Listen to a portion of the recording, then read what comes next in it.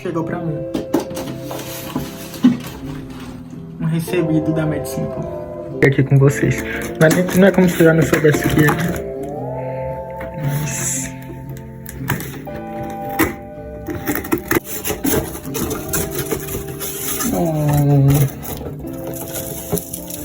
uma xícara. Vou abrir já. Uma mensaginha.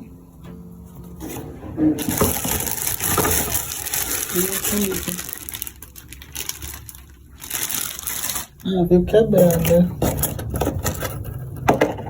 Nada não. Bichinha, veio quebrada, mas ela é linda.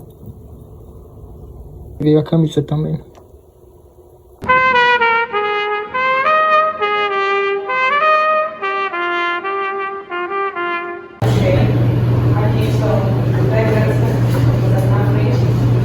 E aí eu fiquei responsável por fazer uma breve introdução sobre o tema. A distropia de Duchenne, ela recebe esse nome por causa do médico que resolveu desbravar um pouco mais sobre os sintomas, sobre as manifestações, que é um francês chamado Guilherme Duchenne. E ele acabou falando um pouco mais sobre essa doença, mais ou menos em 1861. E aí, o que se sabe é que ele é um distúrbio ligado ao cromossomo X. Por quê? Nesse cromossomo X, eu vou mostrar na próxima imagem, ele possui um gene chamado de distrofina. E essa distrofina é uma proteína que garante a estabilidade do nosso músculo. E aí a pessoa que possui essa distrofia muscular de Duchenne, ela acaba tendo uma mutação nesse gene da distrofina que está no cromossomo X. E aí aqui são algumas das manifestações que a pessoa pode apresentar e que os colegas vão falar um pouco melhor. E aí o que acontece aqui? É um cromossomo X e o gene da distrofina. O gene da distrofina é um gene muito grande, certo? Ele tem mais ou menos 79 exons, enquanto, por exemplo, outros tipos de gene tem 10 exons.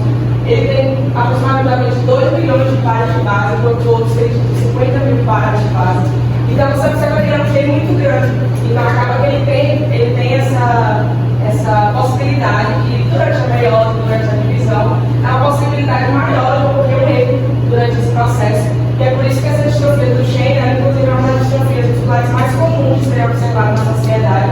No próximo slide eu mostrei, mas a cada 3.500 nascidos vivos podem apresentar a distrofia de Duchenne. E aí, por estar presente nesse gene, que está no cromossomo X, essa distrofia é caracterizada, basicamente, se mostra muito nos meninos, né? Porque como a gente sabe que o homem ele possui o cromossomo X e aí se ele recebe o cromossomo X com essa mutação, então a possibilidade dele manifestar é muito maior do que uma mulher, por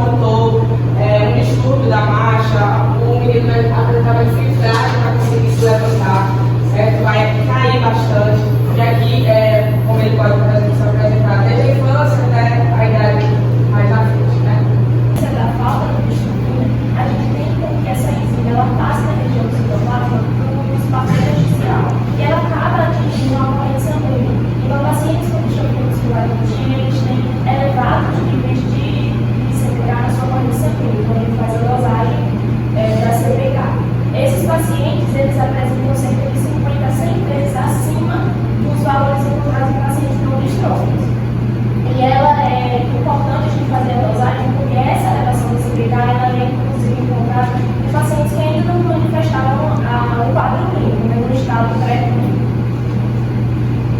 Além disso, o padrão ouro para o diagnóstico do grupo de ADND é o teste genético, especificamente a amplificação de somas da de ligação multipleta, que é o MLPA. Ele é um exame que a gente consegue realizar a identificação de microdeleções ou microduplicação do gene da distrofia, que é o gene DMD.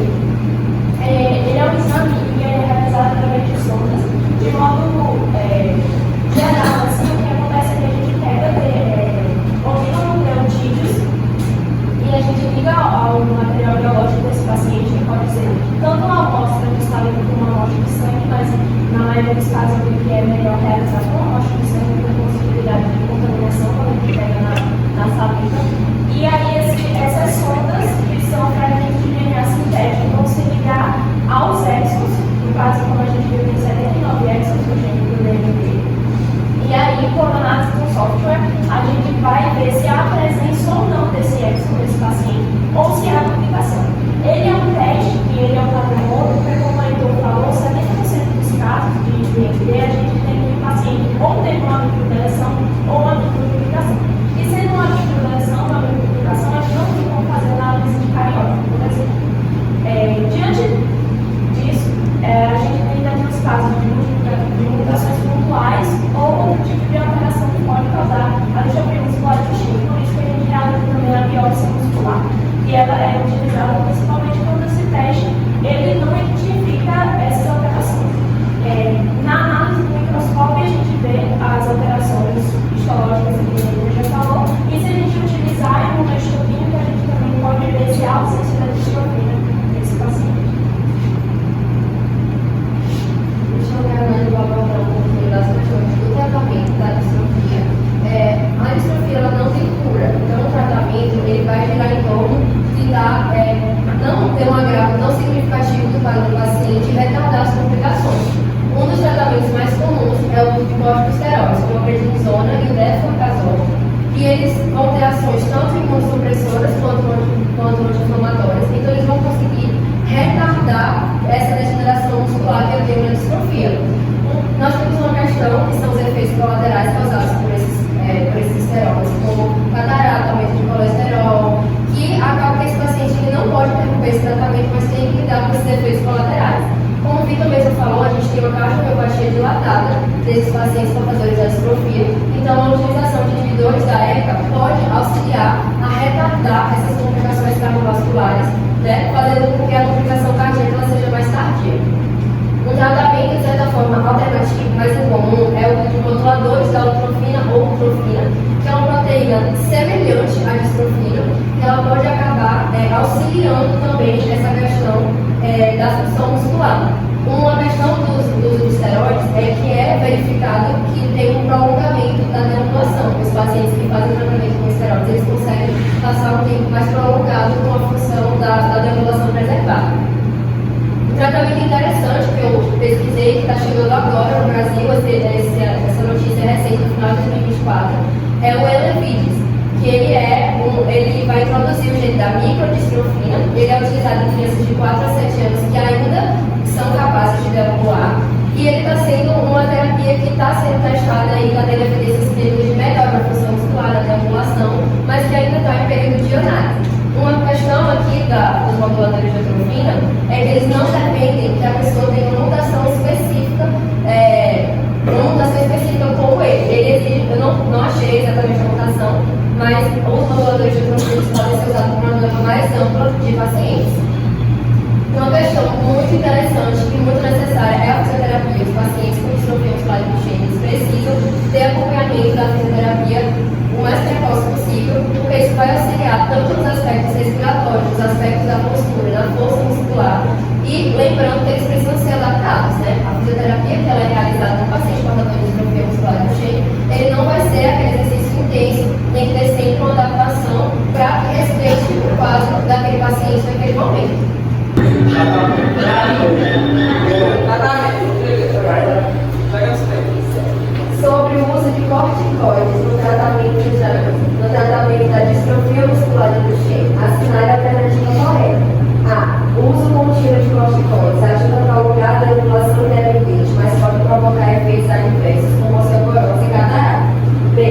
corticoides como prednisona e deposacorte são prescritos para estimular diretamente a produção de distrofina. C. A ação imunossupressora dos corticoides impede a progressão total da DMD. D. Os corticoides são usados apenas para controle de dor em fases avançadas da doença.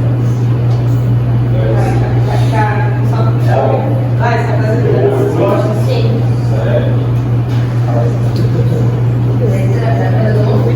Letra A, a resposta.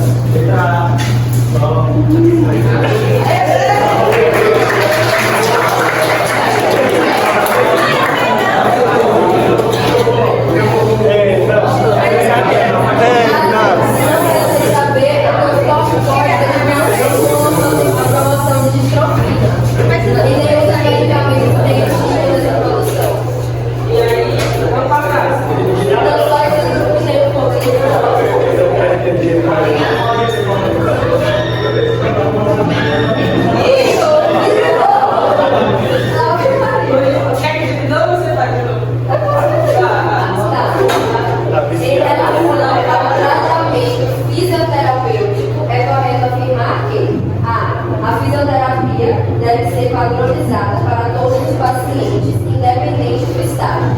B. Exercícios de básico adaptados ao estágio da doença são importantes para preservar funções motoras e respiratórias. C. Movimentos repetitivos e exaustivos são recomendados para manter a massa muscular. D. Exercícios de resistência são centrais, pois melhoram significativamente a produção de distrofina.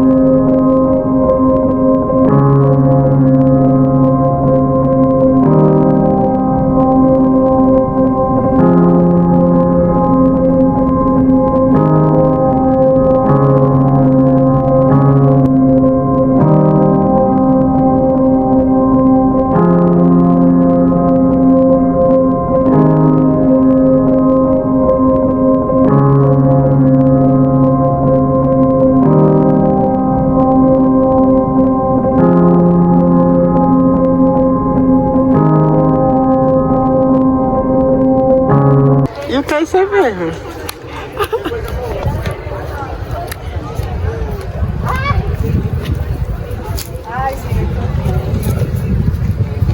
Oi, amiga. E aula sábado, viu? Sábado à tarde. O quê? Olá, Como foi querido. ela? Vai ter uma mudança. Ela de clínica. Estamos indo ali para Batedouro, que é a prova de eletrocardiograma. Vai começar agora às 5h30.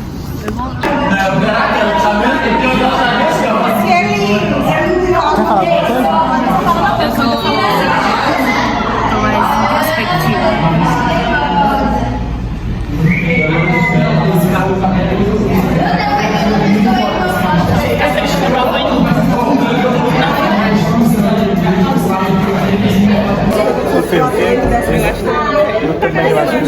Nem abre esse site.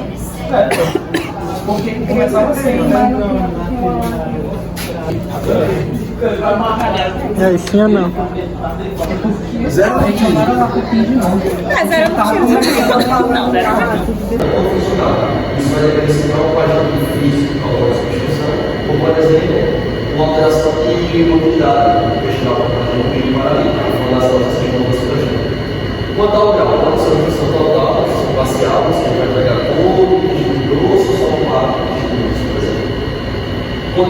quadrados para ser simples, você pode gerar o seu regulamento. Tá? E quanto à localização, a obstrução alta e a obstrução baixa. Isso aqui vai ser mais importante para a gente, porque as manifestações clínicas, os sinais que vão ser mostrados para a gente, vai diferenciar um pouquinho. Então, só para aqui que a gente pode, 6 anos de imagem, você para suspeitar se é um quadro de obstrução alta ou baixa. Vale lembrar que para fazer essa localização, a gente vai ver a válvula inicial. O que tiver acima dela, a obstrução alta, o que tiver abaixo, a obstrução baixa. O padrão mais central, o equipamento com ela. E nessa aqui, opção de híbrido. Vou passar. Aí aqui seria um frequão. Aqui. Se tivesse um grupo, então tá vendo. Vai olhar para cheio. Tem a biologia tem que ter fé. E aqui seria o grão de café. A gente tem que observar primeiramente como está essa clínica do paciente. Então, esse paciente ele está complicado ou ele vai ter ausência de sinais de isquemia, perfuração e peritonite, que são as principais complicações. No caso que nós temos a ausência desses sinais de isquemia, perfuração e peritonite, a gente vai realizar alguns procedimentos para distorcer esse globo e para restabelecer o fluxo intestinal e a perfusão, que no caso é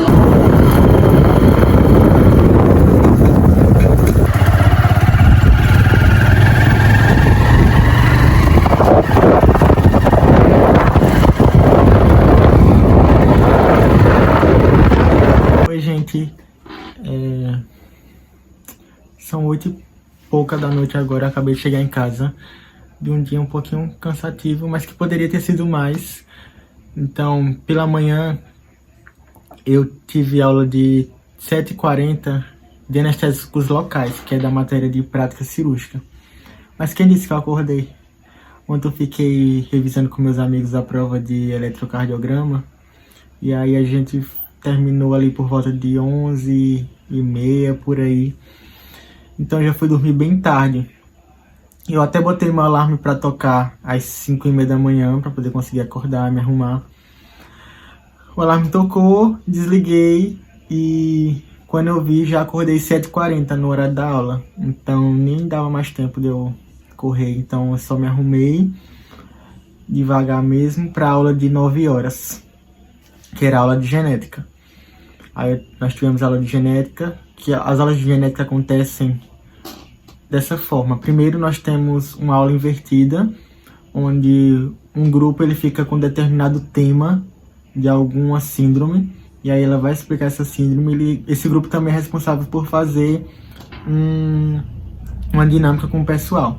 E aí depois a professora explica o assunto mesmo da aula. Depois de genética vai ali até umas 12 horas, e aí eu fui almoçar no RU, que já está funcionando normalmente. As aulas de clínica da tarde começam às 1h30 e vão até mais ou menos umas 5h30. Aí depois nós temos aula de eletro, que é ali de 5h30 até 6h30 mais ou menos. No caso de hoje, nós íamos ter a prova de eletrocardiograma à noite. E a aula de clínica normalmente à tarde sobre, acredito que eram síndromes respiratórias. Enfim, a gente está no tema de respiratório. E aí o professor acabou cancelando a aula por motivos de saúde. Então a gente teve a tarde livre. E aí eu vou até botar uma foto minha aqui, porque minha tarde foi basicamente dormindo lá na faculdade. Então eu cheguei na biblioteca, eu dormi na biblioteca. Aí eu estudei um pouquinho de eletro com meus amigos. Depois eu fui para a sala onde aconteceria a aula. E aí lá eu também dormi. Eu fiquei dormindo até ali umas 4h30 por aí. E isso a prova 5h30. Mas não tinha mais o que estudar. Eu já tinha visto tudo, né? Pelo menos o que eu tinha para fazer eu já tinha feito. Então não adiantava mais eu ficar nessa de ficar revisando. E aí depois eu fui para a sala da prova, que aconteceu às 5h30. E aí teve a prova de eletro. eu fiquei meio frustrado com o meu desempenho na prova. Enfim, porque o professor ele faz um tipo de prova onde você tem um código e aí você anota esse código e o seu gabarito, e assim que terminarem, todas as pessoas saírem da sala, ele já libera o gabarito no site. No caso de eletro, especificamente. E aí eu já vi quantas que eu acertei. E eu fiquei um pouco frustrado com o meu resultado, mas enfim, vida que segue. Eu espero que na próxima prova eu tire uma nota melhor. Depois eu tive uma sessão da Liga, que eu faço parte da Gastroliga. Então hoje o tema foi sobre Volvo de sigmoide. Então ela acontece assim, nós temos as sessões quinzenais, e aí as pessoas responsáveis pelo dia da apresentação, elas trazem um caso clínico, que aí no caso já é predeterminado pela diretoria de ensino, só que a gente, o pessoal geral, não fica sabendo qual é o tema. Então a gente vai destrinchando, a gente vai conversando durante essa apresentação para poder chegar ao diagnóstico do paciente. Então a gente vê a questão da HDA, da queixa principal, dos exames complementares, o que a gente pode pedir. Meu celular parou de gravar, porque estava sem armazenamento. Aí eu perdi minha linha de raciocínio. Enfim, nós tivemos a sessão. E aí eu vou contar um pouquinho também sobre alguns acontecimentos das últimas semanas. Eu virei presidente da Liga Acadêmica de Anatomia da Univasf. Então eu estou muito feliz por dar continuidade a essa liga e pegar a presidência. Eu tenho muita vontade de fazer a liga crescer, porque é uma liga já antiga, que tem muito potencial e que eu acredito que daqui para frente eu espero que seja uma liga muito promissora para quem está dentro e para quem deseja entrar também. E também estou muito feliz também porque eu tô ao lado de Mariana, né? Que Mariana é a vice, é uma grande amiga para mim. E ter ela assim, nesse apoio e pegar essa presidência com ela vai fazer as coisas serem mais fáceis. E essa semana, na segunda-feira, nós fizemos a recepção dos novos integrantes da LANAT. Então teve a apresentação da liga. A professora também, a nova coordenadora Aline, ela também tem se mostrado muito proativa e querendo fazer acontecer também. Ela se apresentou, apesar de que a maioria do pessoal que já é do M2 já conhecia ela, mas tem algumas pessoas do M3, do M4 que não conheciam. Nós fizemos a parte burocrática também de escolher os cargos. Então, dentro de uma liga, nós temos cargo de extensão, cargo de ensino, cargo de pesquisa, secretaria, tesouraria. Então a gente fez toda essa parte burocrática também. Teve comidinhas e teve um presentinho para eles também, que foi um broche, que inclusive deixa eu mostrar aqui.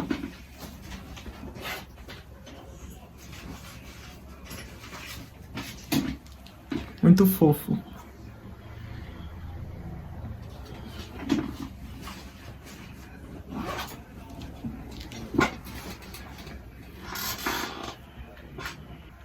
E é engraçado, gente, porque não parece, mas eu sou muito tímido. Então, para eu falar na frente de várias pessoas, eu fico assim, eu fico agoniado mesmo. Então, me faltam palavras também. E pegar um cargo desse, que é a presidência, eu acho que também é uma questão de eu vencer um pouquinho desse medo, eu trabalhar mais essa questão, conseguir me comunicar melhor com as pessoas, aprender novas habilidades, que eu acho que é muito importante para mim na minha formação acadêmica. Mas é muito engraçado, porque eu ficava agoniado lá na hora de falar com os novos integrantes, né? Aí eu, meu Deus, Laura, começa falando. Mas aí deu tudo certo. Aí eu consegui falar, a Mariana falou, e foi muito legal essa recepção.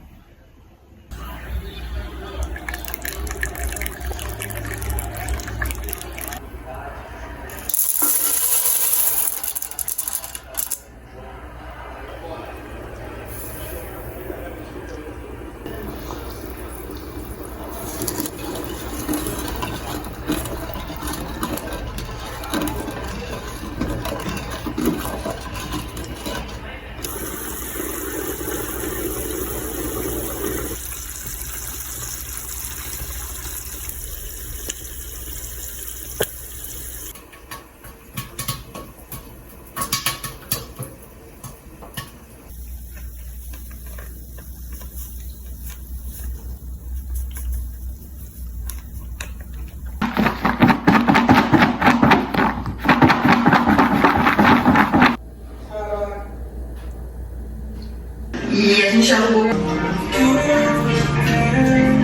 O contorno, assim, eu sinto a pele mais firme também. Ai, gente, pra mim é tipo assim, um prazer proporcionar isso pra minha mãe, porque quando eu era adolescente tive muito problema com espinha. E a minha mãe foi maravilhosa, essencial, assim, cuidou muito de mim, me levava no médico, me ensinou a cuidar da pele. E hoje sou eu que levo ela bem chique na minha médica de sozinha pra fazer parecer que minha vida é um clipe, entendeu? Olha que engraçado. Mais fina. Uma videochamada foi do Vlogão de Londres, a parte 1. Acalmem-se.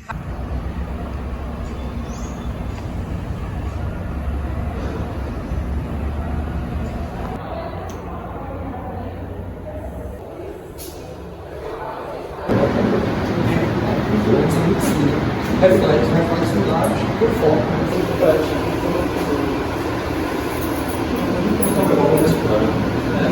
Complicado. Essa aqui é algo.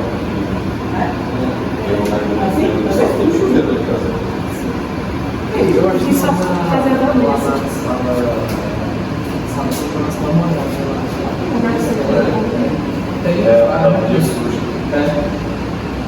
Tem que entrar na emergência, tem que mandar uma luz assim. Se a pessoa se expor uma mulher, como uma na cabeça. Importante é lavar, né? Só que isso funciona, né? Se chover, fica cansado, viu? Os trabalhadores no chuveiro para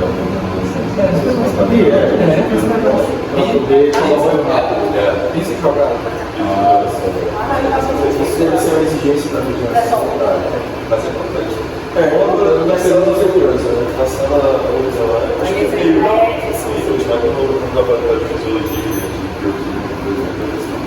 isso é aquele tipo de coisa que. Isso é o tipo de coisa que vai passar anos sem usar. Mas na hora que acontecer uma coisa, precisa. É tipo como um óculos de proteção. Você entra em 10, 20, 30 cirurgias, não acontece nada. Mas uma de vez em quando, aí pega na sua testa, no seu olho. Acontece com todo mundo que precisa. Então, seria ideal estar usando sempre um óculos de proteção. Não, o óculos não vai ter nenhum grau. Ele não vai ter nenhum. Não, tá certo, vai. Quando eu coloco a máscara, eu pego uma fitinha de esparadrapo e coloco entre a pele e a máscara, vedando isso aqui. Então a minha respiração só vai ser pelas laterais. Aí você coloca tudo. Se você deixar, não quer dizer que vai embaçar, mas comigo embaça na maioria das vezes. Sua respiração começa a subir aqui e embaça mesmo. Ó, tu não vai botar pra caramba, não. Eu vou colocar pra você.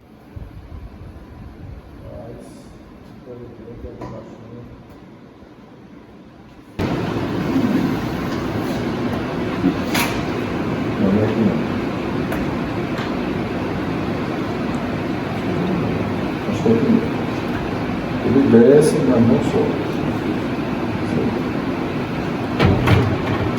Opa, entra.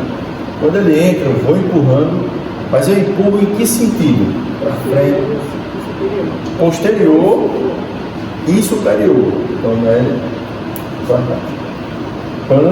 para lá e para trás. Eu não vou ter nenhuma estrutura importante. Para cá, eu vou ter o diafragma, senão eu posso traduzir aí. Né? Então, e aí eu deixo lá. O interessante é que todas as perfurações estejam dentro do tórax. Só isso aqui saindo. Tá? Porque se eu deixar fora, aí o que drena vai ficar melando tudo. Então, saiu. Esse mecanismo aqui, esse reservatório, a gente enche com uma certa quantidade de soro. E isso aqui é um mecanismo unidirecional. Só sai, não volta, tá? Então só sai. E a validade dessa venda? Bom, a validade venceu em 2012. Opa! Ou seja, há 13 anos atrás.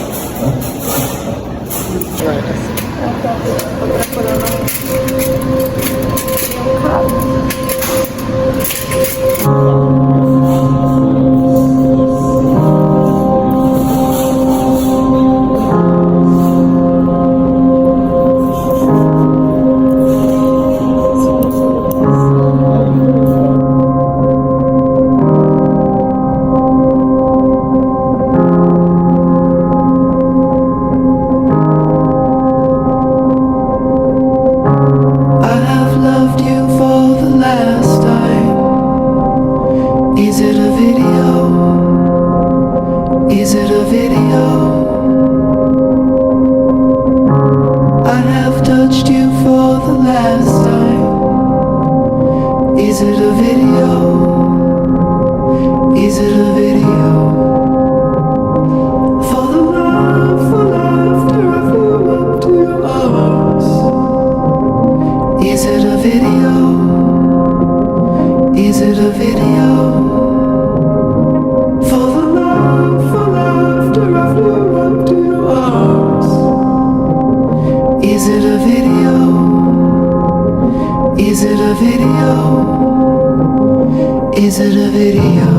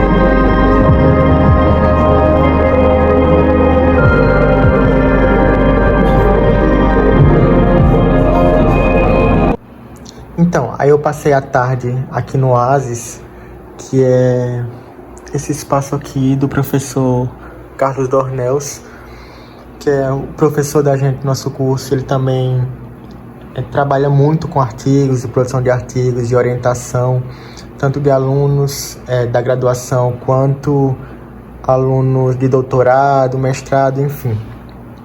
E aí eu tenho que ficar 4 horas semanais aqui no Oasis, e o meu horário é na sexta à tarde.